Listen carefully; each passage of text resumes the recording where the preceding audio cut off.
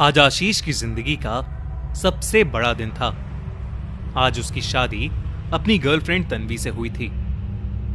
शादी की सभी सेरेमनीज अच्छे से हो गई थीं और अब आशीष और तन्वी कार में बैठकर अपने ड्राइवर संजय के साथ शादी के वेन्यू वाले फार्म हाउस से अपने घर जा रहे थे। दोनों बहुत ज्यादा खुश थे और एक दूसरे से प्यार भरी बातें कर रहे थे। रात के करीब 1 बज चुके थे। कुछ ही दूर जाने के बाद ड्राइवर संजय को गाड़ी चलाते चलाते रोड के साइड पर एक लड़की दिखी। जब गाड़ी उस लड़की के नजदीक पहुंची तो सबको दिखा कि उस लड़की ने शादी का लहंगा पहना हुआ है और वो गाड़ी को रोकने का इशारा कर रही है। तन्वी की आंखें जैसे ही उस लड़की से मिली, तन्वी ने ड्राइवर से गाड़ी रोकने के लिए कहा, पर संजय गाड़ी रोकने में थोड़ा झिझक रहा था। पर फिर आशीष ने तेज आवाज में संजय को गाड़ी रोकने के लिए कहा। संजय ने उस लड़की के सामने गाड़ी रोक दी। तभी आशीष ने उस लड़की से बात करने के लिए गाड़ी का शीशा नीचे किया। वो लड़की बेहद सुंदर थी, जैसे कोई अप्सरा हो, तन्वी से भी कहीं ज्यादा खूबसूरत, जिसकी वजह से कुछ पलों तक तो आशीष उसे देखता ही रहा और कुछ बोल ही नहीं पाया। फिर उसने अपने होश संभाले और उस लड़की से पूछा कि इतनी रात में वो यहां अकेली क्यों खड़ी है। उस लड़की ने उनसे कहा कि उसे जल्द से जल्द एक जगह पहुंचना है और उसी सिलसिले में उसे तन्वी और आशीष की मदद चाहिए। ये सुनते ही तन्वी ने उस लड़की को गाड़ी के अंदर बिठा लिया। वो लड़की फ्रंट सीट पर बैठ गई और थोड़ा परेशान होकर बताने लगी कि आज उसकी शादी थी, पर उसके होने वाले पति का एक्सीडेंट हो गया है, जिसकी वजह से वो एक हॉस्पिटल में एडमिट है। उस लड़की की घबराहट देखकर आशीष और तन्वी ने उससे कोई भी सवाल पूछना ठीक नहीं समझा, पर संजय के चेहरे का रंग उड़ सा गया था। कुछ दूर जाते ही उस लड़की ने उन्हें शुक्रिया कहते हुए उसे वहीं छोड़ने के लिए कहा। उसे छोड़कर जैसे ही उन्होंने अपनी गाड़ी आगे बढ़ाई, ड्राइवर संजय ने कहा कि उस लड़की का एक झुमका वहीं गाड़ी में छूट गया है। उन्होंने जब गाड़ी बैक की तो वो लड़की वहां थी ही नहीं। ये देखकर संजय को और डर लगने लगा। तन्वी ने संजय के डरे हुए चेहरे को देखकर उससे पूछा कि आखिरकार उसे हुआ क्या है। संजय ने घबराते हुए उन्हें बताया कि उनके गांव में कहते हैं कि शादी के नए जोड़े को शादी वाली रात सबसे ज्यादा खतरा होता है। आशीष ने उसे बीच में काट दिया और उससे पूछा कि उन्हें किससे खतरा हो सकता है भला।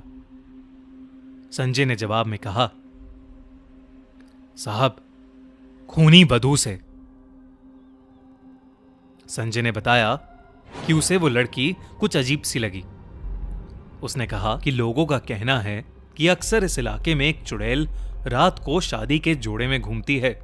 अगर उसकी नजर किसी नए शादीशुदा कपल पर पड़ जाए तो वो बच नहीं पाते, इसीलिए उस चुड़ैल को खूनी वधू कहते हैं। ये सुनते ही गाड़ी में सन्नाटा छा गया और कुछ सेकंड्स बाद आशीष और तन्वी जोर जोर से हंसने लगे और संजय की इस कहानी का मजाक उड़ाने लगे। आशीष ने संजय को अंधविश्वासी कहते हुए बात को टाल दिया। कुछ देर बाद वो लोग घर पहुंच गए।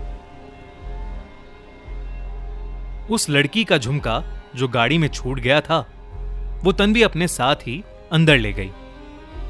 आज आशीष और तन्वी की सुहागरात थी, लेकिन उन्हें नहीं पता था कि ये उनकी जिंदगी की सबसे खौफनाक रात होने वाली है, क्योंकि वो जिस लड़की से मिले थे वो और कोई नहीं बल्कि खूनी वधू ही थी। लेकिन इन सबसे अनजान आशीष जब अपने रूम में गया तो तन्वी वहां घूंघट ओढ़े बैठी थी। आशीष मुस्कुराया और तन्वी के नजदीक चला गया।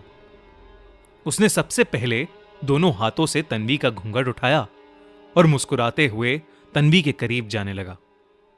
तभी आशीष को पूरे रूम में एक बहुत ही अच्छी खुशबू आने लगी। वो खुशबू रात के रानी के फूलों जैसी थी।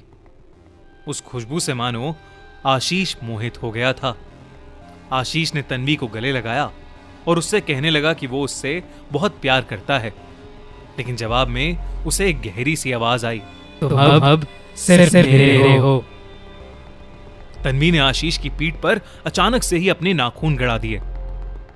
ये होते ही आशीष ने तन्वी को पीछे धकेला और उसने देखा कि जिस लड़की को वो गले लगाकर बैठा था वो तन्वी नहीं, बल्कि वही लड़की थी जिसने उनसे लिफ्ट ली थी, यानी खूनी वधू।